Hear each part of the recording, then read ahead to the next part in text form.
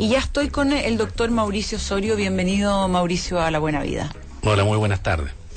Mauricio es director de la Escuela de Medicina de la Universidad de Santiago de Chile y vamos a conversar sobre toda la polémica que se ha generado en el último tiempo por la aplicación de la vacuna contra el virus del papiloma humano, y eso ha enfrentado a médicos, a la justicia, a los apoderados. Ha sido algo realmente escandaloso. A mí me ha sorprendido muchísimo. Yo tengo una hija que ya tiene 21 años y hace mucho tiempo la vacuné, le puse la vacuna Gardasil. En esa época le puse 3 dosis. Hoy en día el Ministerio de Salud le da 2 dosis, si estoy en lo correcto, sí, doctor, sí, a las alumnas que están en cuarto básico, me parece. Sí, 9 años. 9 años, exactamente. A mí me costó bastante cara la vacuna, porque es una vacuna bien cara, y para mí me parece que es absolutamente fundamental. Yo conozco mucha gente que ha estado contagiada del virus del papiloma humano, y eso genera problemas serios. O sea, primero parte con una alteración en el Papa Nicolau, después sigue a lo mejor con NIE1, NIE2, NIE3 y se puede convertir en un cáncer cervicuterino. ¿Por qué cree usted, doctor, que hay ciertos apoderados que están en contra de esta vacuna? Bueno, probablemente ha habido desafortunadamente, una búsqueda probablemente de información, básicamente, y se le ha creído, además, a alguna de esta información que se ha buscado, que probablemente no venía de la mejor fuente. ¿Qué información hay de toda y para todos? Por supuesto, y ese es el problema. Desde el punto de vista técnico, hay evidencia científica importante, digamos, que muy amplia, que apoya el uso en general de las vacunas, después vamos a ir directamente al tema en cuestión, y de hecho hoy día nadie discutiría el aporte que han sido las vacunas como programa en general, digamos, dentro de la salud de nuestra población. O sea, si uno han cambiado la expectativa de vida, la tasa de mortalidad, han cambiado la vida. O sea, han cambiado la vida. Si uno pudiese recordar lo que pasaba hace 100 años atrás, y lo que pasa hoy día, donde se moría fundamentalmente, en el caso de las mujeres, niñitas menores de 5 años, fundamentalmente y prácticamente todas se morían de enfermedades infectocontagiosas, distintas enfermedades infectocontagiosas. Obviamente que con el desarrollo de antibióticos, partiendo por la penicilina alrededor de 1950, y después los programas de vacunación que nuestro país adopta y que son un ejemplo, en realidad, hoy día ya no nos acordamos excepto que tengamos alguna persona conocida, secuelada, pero por ejemplo la poliomielitis ya no es tema, digamos, en general. La difteria tampoco es tema. O sea, se nos han ido olvidando los aportes que han hecho las vacunas, en este caso sobre enfermedades agudas. Sin embargo, hoy día, y cuando uno compara también lo que pasa con la mortalidad en nuestro país, hoy día fundamentalmente la mortalidad, no solo en las mujeres, también en los hombres, pero como estamos hablando de las mujeres, por eso me quiero referir a ellas, son fundamental muertes en edades más bien tardías de la vida y por enfermedades enfermedades crónicas, enfermedades no transmisibles. Y por supuesto que en las edades intermedias hay otro tipo que tiene que ver con los accidentes, las violencias, y particularmente entonces, yendo al tema que nos convoca, alrededor de 600 mujeres mueren anualmente en nuestro país en edad fértil por efecto del cáncer de cuello uterino. Ahora, por lo tanto, uno tiene que ajustarse a este cambio que ha tenido nuestro país, en el sentido entonces de ir sobre estas enfermedades crónicas, y por ende, obviamente que lo primero nos preocuparemos del tabaquismo, del sedentarismo, de la obesidad, del estilo de vida saludable, pero en este caso puntual, si hay una indicación evidente en el cual uno va a disminuir el riesgo de cáncer de cuello uterino, que son nuestras mujeres en edad fértil, quiero insistir en eso, obviamente que uno sería imprudente de no hacerlo. No podríamos esperar a que todas sigan desarrollando el cáncer para tomar una decisión. Por en supuesto. Algún momento hay que tomar esa decisión. Hay que prevenir. Así es. ¿Usted sabe qué porcentaje más o menos, estimativamente, de mujeres se contagia o tiene? No, ni siquiera estoy diciendo que lleguemos a un cáncer cervicuterino, estoy diciendo que el Papa Nicolau aparezca alterado y que existan tejidos, alguna lesión intraepitelial que pueda tener que ver con ya una formación de NIE1, que es lo más bajo primero. ¿Qué porcentaje de mujeres ha estado en ese lugar? Cuando uno, en este caso, la información es bastante particular porque debemos recordar que el Papa Nicolau, en este caso, es una prueba de screening. Por lo tanto, como buen screening, no siempre va a encontrar a todas aquellas personas que tengan la neoplasia intraepitelial o que tengan el Papa Nicolau de alguna manera alterado. En ese sentido, todos los registros indican, ¿no sé?, que nosotros tenemos que ir a buscar fundamentalmente qué es lo que queremos hacer, porque como un buen screening, insisto, pueden haber falsos positivos, pueden haber falsos negativos, puede haber una diferencia. Pero cuando hay una alteración en el Papa Nicolau, inmediatamente un ginecólogo recomienda hacer una colposcopía. Por supuesto, porque de esas alteraciones, obviamente que algunas van a ser NIE1, NIE2, o un cáncer in situ, que va a requerir un tratamiento, y eso es lo que estamos tratando de hacer, incorporando primero a las patologías auge, el cáncer de cuello uterino, por la trascendencia que tiene como causa de... Está, por supuesto, estamos hablando de años atrás, sí, claro. Y lo que estamos tratando de hacer ahora como país es dar un paso adelante y disminuir entonces la posibilidad de que se tenga cáncer de cuello uterino. Ahora, por eso es que esta es una recomendación bastante importante. El hecho de vacunar, que obviamente va a disminuir el riesgo, no significa que no tengamos que preocuparnos de que las mujeres sigan haciéndose el Papa Nicolau. Porque uno podría en algún momento bajar los brazos y decir, si ya están vacunadas las mujeres, ¿para qué nos preocupamos del cáncer de cuello uterino? ¿Y para qué vamos a hacer el Papa Nicolau? Y es al contrario. Nosotros lo que tenemos que hacer aquí es vacunar, porque sabemos que es una manera que disminuye el riesgo, pero no bajar los brazos y seguir insistiendo en que toda mujer, ¿no es cierto?, debe hacerse su Papa Nicolau. Y porque disminuye el riesgo. Porque disminuye el riesgo, porque finalmente, no vamos a esperar a seguir teniendo las 600 mujeres que se nos mueren todos los años. Ahora, esto es evidencia muy franca. Y, por supuesto, digamos, las personas que tienen alguna duda, alguna inquietud, que han obtenido esta información un poco compleja en el sentido de hacer verdaderos llamados a no vacunarse, y que se han interpuesto digámosle así, verdaderos líberos jurídicos ante la justicia para tratar de evitar de que se vacune. Obviamente que es una situación muy compleja, porque finalmente nuestro país en el último tiempo ha entrado en una lógica que cree que todo se soluciona llevándolo a los tribunales.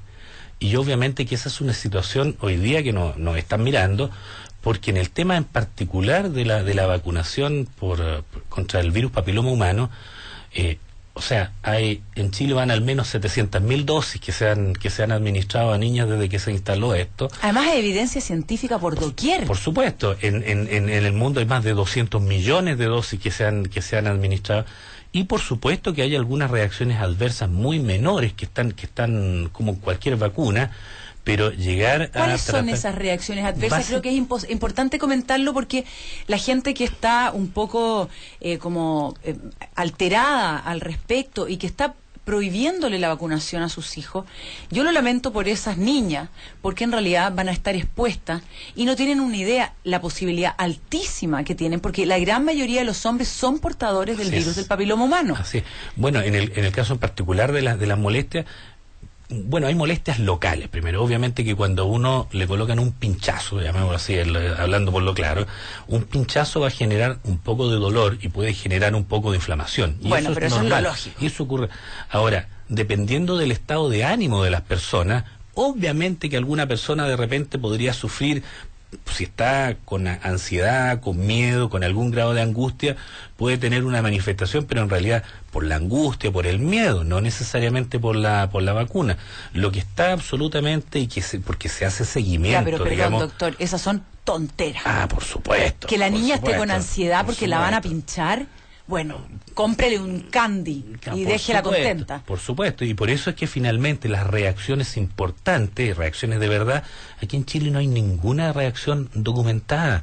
Pero ¿cuáles son las reacciones? Se decía que en algún lugar, no sé si en Corea, en algún lugar así en Asia, que un grupo de niñas se había desmayado o que algo les había pasado, entonces esto ha generado una polémica tremenda.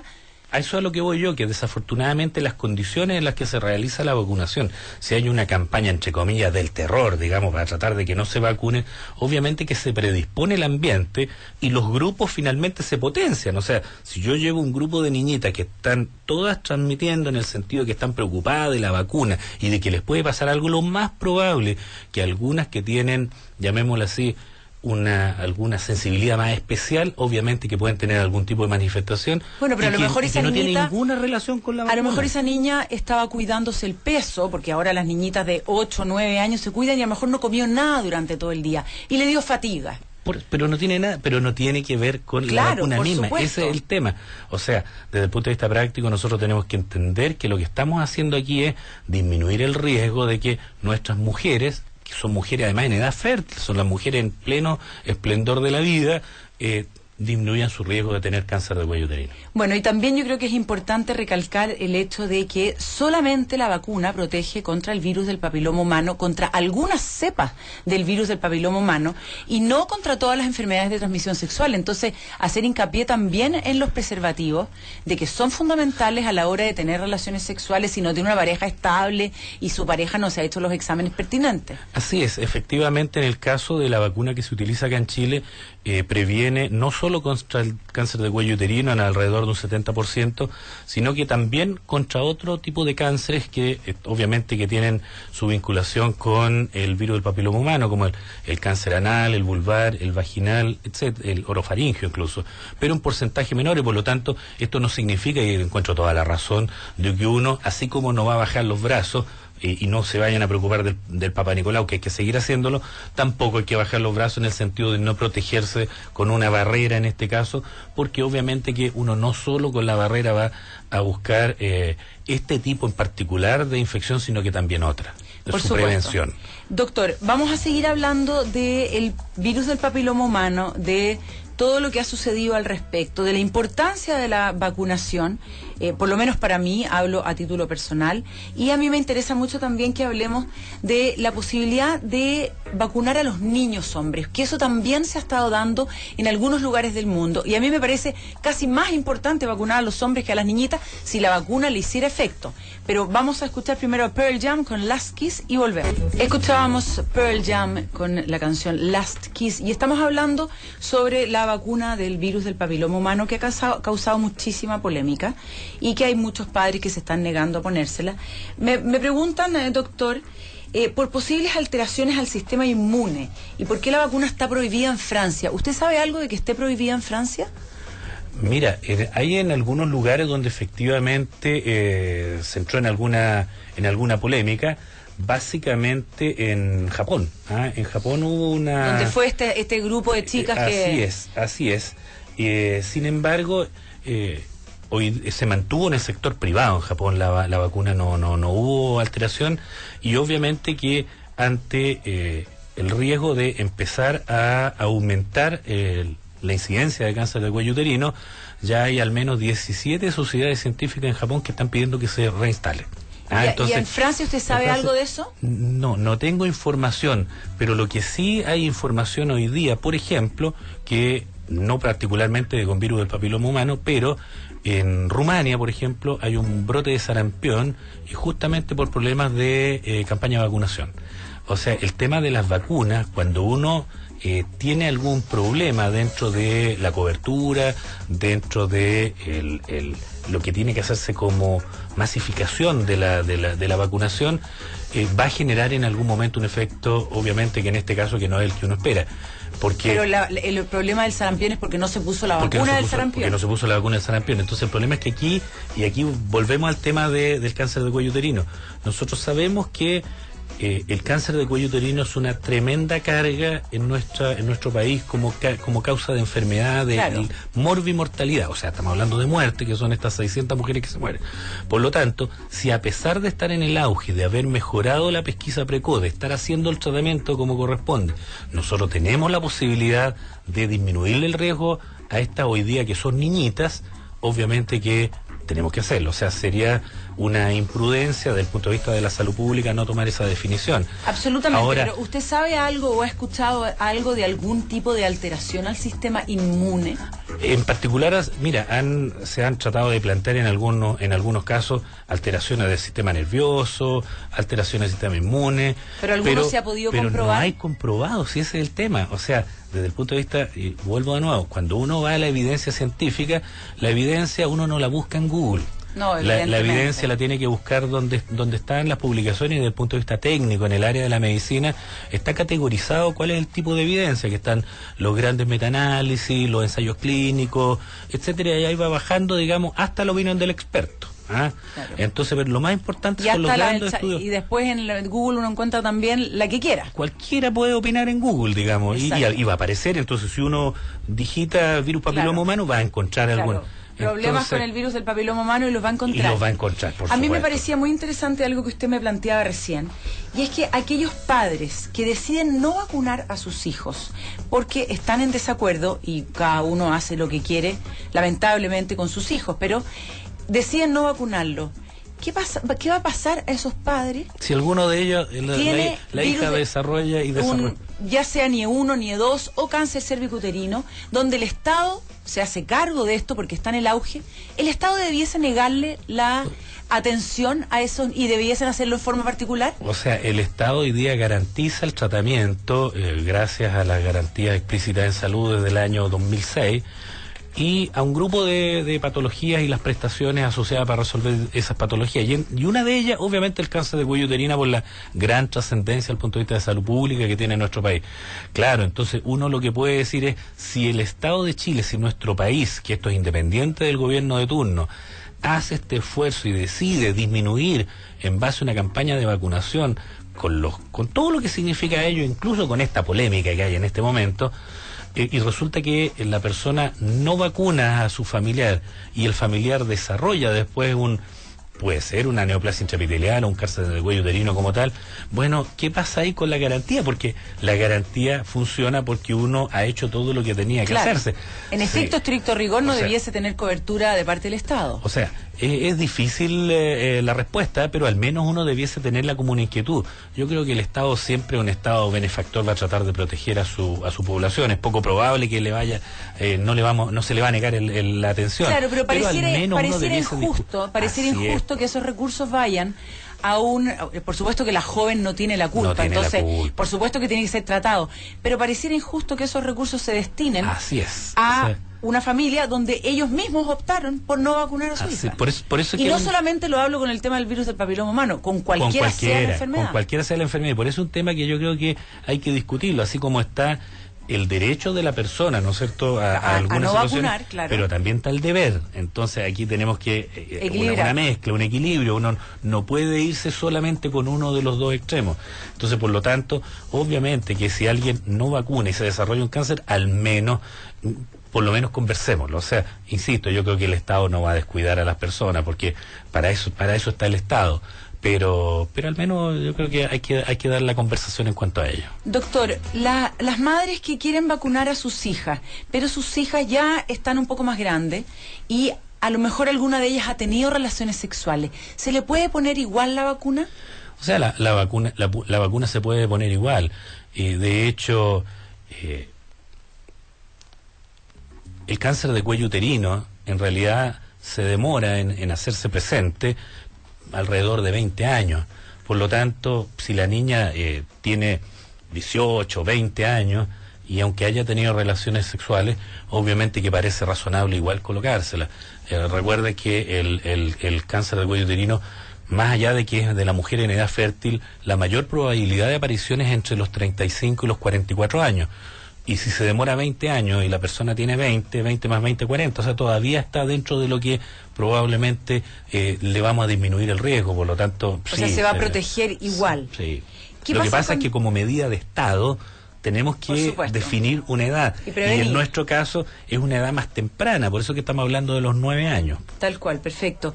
¿Y qué pasa con los niños hombres? A mí me parece que ya que los niños hombres van a ser los futuros portadores del virus del papiloma humano, no se ha comprobado todavía porque en algunos países del mundo sí ya se la está poniendo a los niños también, y hay gente que se la ha puesto también a sus hijos. ¿Usted qué sabe al respecto o qué recomendaría? Mira, a ver, uno tiene que aquí separar dos cosas. Uno es la patología en el hombre vinculada al virus del papiloma humano, donde están los otros cánceres que mencioné antes, el cáncer anal, el cáncer bucal, otros cánceres, el cáncer faríngeo, otros cánceres. pero que son de muy baja frecuencia en el hombre, muy baja, por lo tanto, claro, al hombre en realidad no le vamos a aportar mucho. Por eso es que la decisión también desde el punto de vista de salud pública, porque aquí hay evidencia de atrás, es vacunar a las niñas.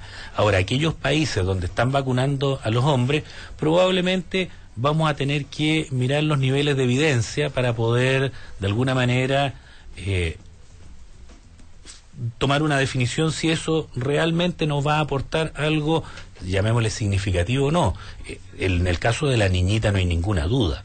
Ahora, si tenemos problemas y se está haciendo, entre comillas, una especie de campaña contra la vacunación, en el caso de las niñas, probablemente si además se extendiese a los niños, vamos a tener muchas más complicaciones, porque en el caso de la niña es muy evidente el riesgo, el beneficio y el riesgo que se disminuye, digamos. O sea, ¿cuál es la vacuna que se le pone a las niñas en los establecimientos escolares? En nuestro caso se está usando Gardasil.